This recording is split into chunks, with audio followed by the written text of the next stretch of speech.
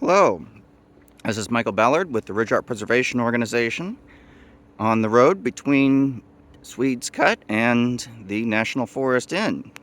The concrete before me is actually not original. This is from 2005. Well, maybe a little bit later than that.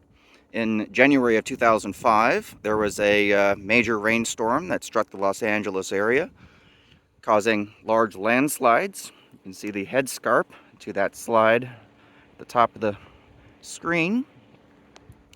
Those slides took out three major portions of the ridge route, completely cutting it off.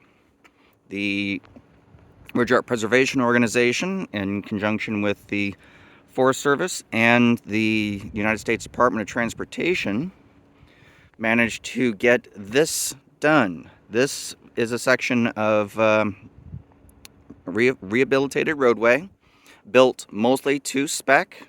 It's 4.5 inches thick, steel reinforced. Completely rehabilitating the roadway, stabilizing the landslide. The old roadway itself, you can see a little bit of a bench for it below. These are some of the things that the Ridge Art Preservation Organization has accomplished. This is why we need help. We can't do this without your support.